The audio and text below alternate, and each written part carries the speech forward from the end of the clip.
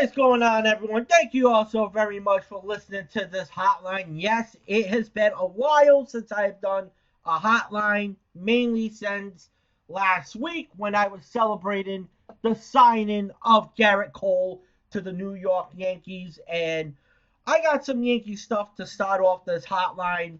And then also, I am going to be talking about Week 16. I'm going to give you my early predictions for week 16 of the NFL season.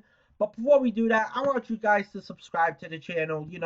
Hit that notification button for everything that I put on here, whether it's wrestling, whether it is baseball, or any type of sport. And excuse me, I know the holiday season's here, and that is why, there has been a little bit of some controversy here on this page the last few days because people are saying that, oh, I am a thief, that I'm stealing stuff from the Wrestling Observer, blah, blah, blah, this, blah, blah, blah, that. You know what? Especially to some fucking doofus out there in Wrestling Universe or Wrestling Universal. I don't know who the fuck you are. You're from the fucking UK, I presume. You know what? Try to fucking report my channel, you motherfucker. Try it. Because I will be reporting your channel because you also took some stuff from the Wrestling Observer as well. And I think this is all about the fact that this guy's looking to get subscribers. I'm not e-begging for subscribers or anything like that. I give the Wrestling Observers to all my viewers and all my subscribers. I'll call you guys fly-fies. But yeah, so I'll be putting up the Wrestling Observer review of Monday Night Raw on Tuesday, Christmas Eve. Of course, I want you guys to keep those and download it because I know this is a very busy week. It's the holiday season. It's Christmas. You're traveling, blah, blah, blah. So that is my gift to my fly-fies. So let's get in and let's talk about this Domingo Guzman situation. And this is something that I want to start off the hotline with. So I read on Twitter that, and this was today around noon, that the Yankees are going to have to wait a little longer for clarity on Domingo Guzman's situation. Told nothing intimate regarding discipline. The idea is to get better first, and they're talking about Guzman and says industry source, which raises possibility he has been in rehab or therapy. As I am recording this, because this is the hotline that is going to be for Friday, remember, there's going to be 3 out of the next 4 days hotlines because of the football season, week 16. It's December 19th. Well, for you guys that are listening, it's going to be December 20th. So, 3 months ago, on this day, Domingo Guzman was placed on administrative leave. And we still have no idea what Domingo Guzman did and what punishment he's going to be facing next season. I got no issue with Major League Baseball taking the necessary time to figure this out.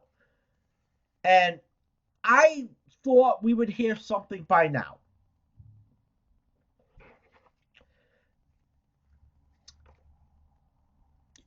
This, to me, I feel like Domingo Guzman right now is the back burner because of the fact that Major League Baseball is on the Houston Astros' ass.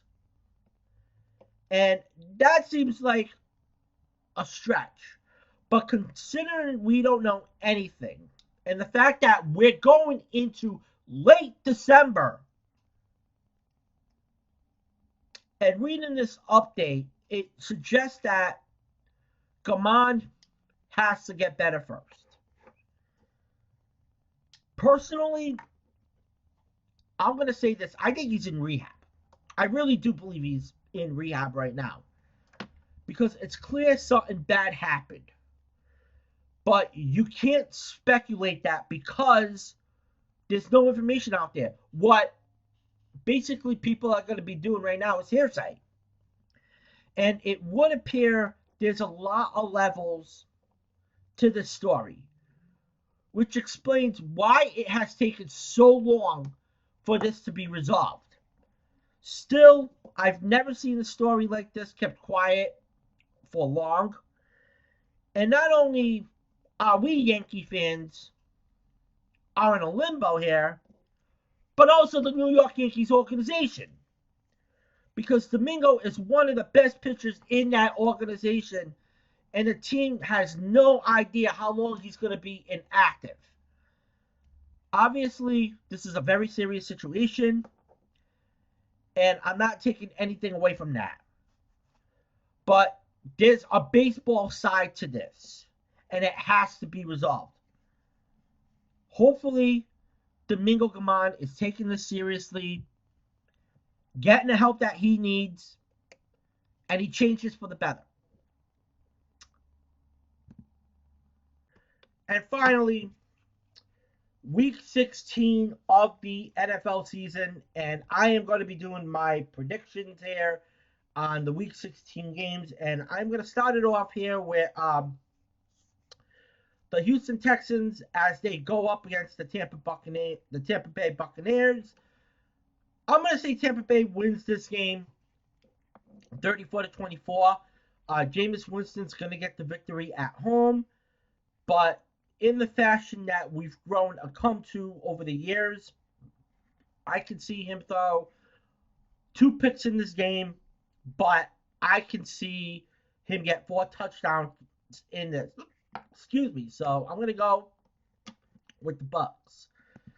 Now, the second game of this triple header on Wednesday, the Buffalo Bills going up against the New England Patriots.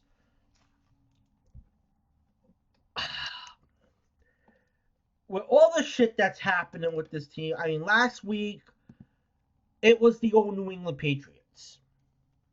And why is that? Because they beat a fucking garbage ass, trash ass team in the Cincinnati Bengals. But I'm going with the Buffalo Bills over here. Do you really think I believe that Tom Brady is going to win at home against the Buffalo Bills? I really don't think so. I mean, Tom Brady, to me, if you're seeing it right now, and this is my fucking opinion, Tom Brady's hurt. And I'm going to say it's going to be a 24-20 victory for the Buffalo Bills. And then the last game of the triple header, the San Francisco 49ers, they host the Los Angeles Rams. They're going to win big in this game. 41-13 is going to be the final. Let's get to the Sunday games. Cincinnati Bengals on the road against the Miami Dolphins. I'll say this, and this is just my opinion here. When you look at 2 quarterbacks, Ryan Fitzpatrick has the advantage over Andy Dalton. I think he's a better quarterback than Andy Dalton. Even though this is going to be a close game, I got the Dolphins winning this game 24-17. And it's really not a loss situation for the Bengals. Because Cincinnati, in the end, is going to win. Why are they going to fucking win? Because they're going to lock up the first round draft pick at number one. They're going to get the first pick in the draft. The Steelers on the road against the Jets. Steelers, their goal is to keep their playoff chances alive for another week. Jets lose this game, they're going to be eliminated, not make the postseason. I got the Steelers winning this 24-20. The New York Giants against the Washington Redskins. Dwayne Haskins is going to get another win at home. I got the Redskins winning 23-14. And Dwayne Haskins, wait until the game concludes if you want to take selfies. That's all I'm saying. Then we got the Panthers on the road against the Colts. This is more of a game for pride for the Colts, and I can even say the same thing for the Panthers. Panthers are going to win this game 24-17. I expect a big game from Christian McCaffrey. The Ravens going up against the Cleveland Browns on the road. Lamar Jackson, this is going to be a revenge game for him. We all know the Browns beat the Ravens in the first matchup of the season.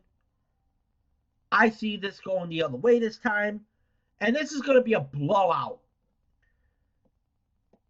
I'm going to be a little bit generous here with the scoreline here. It's going to be 41-17 Ravens, but I wouldn't be surprised if this is like 60-70. The way that fucking Lamar Jackson's playing. And then you got the Jaguars, who are now in a fucking... What's the word that I'm looking for? They're in a fire sale because they fired Tom Coughlin. Looks like they're going to be firing their head coach. They're going to be starting off from scratch all over again as they play the Atlanta Falcons. I want the Falcons to win this game. I mean, come on. This is a team that just beat the fucking San Francisco 49ers. Don't get me wrong. Gardner Minshew will have a decent game. And Gardner Minshew is going to be the starting quarterback next season. But this is the Falcons. They're going to win 27-17. New Orleans Saints against the Tennessee Titans. Congratulations, Drew Brees. You got your record. I know you're going for a top seed in the NFC. But the Titans, they need this game if they want to get into the playoffs. So I'm going for it. Upset. Tennessee beats the Saints 31-27. Raiders against the Chargers. Who fucking cares? I'm going with the Chargers to win that game 24-21. I can say the same thing about the Lions versus the Broncos. Broncos are going to win that game 27-14. Drew Lock's going to have a much better game than he had last week against the Chiefs. The Cardinals going up against the Seattle Seahawks. Seahawks are going to win that game 41-14. I think they're going to have a much more bigger score, if I'm going to be honest. And the game of the week, what people are going to be talking about if you're an NFC East fan. The Dallas Cowboys against the Philadelphia Eagles. Okay. It looks like neither team wants to win the NFC East. Both teams won last week. Cowboys had the big statement win against the Rams. The Eagles had to come into the clutch to beat the Redskins. God. I don't want to see neither team win because both teams are fucking trash. Sorry to say it, but I'm going with a draw. What's going to happen? I'm going to tell you what's going to happen. A blown call is going to lead this game to go into overtime. Cowboys get the final possession. They miss a game-winning field goal. What else is new? And the game ends in a draw. Enough said on that. Kansas City Chiefs on the road against the Chicago Bears. I still think they're going to manage to pull this off at Soldier Field. I'm going to go with the Chiefs to win that game 24-17. And then the Monday Night Football game of the week, which is the season finale of Monday Night Football. And what a way to go out this season. I got to say, man, Monday Night Football, they've had some good matchups this year. Can't believe I'm fucking saying that. Packers on the road against the Minnesota Vikings. I think the Packers, to me, are going to take over the number one seed in the NFC. I really do.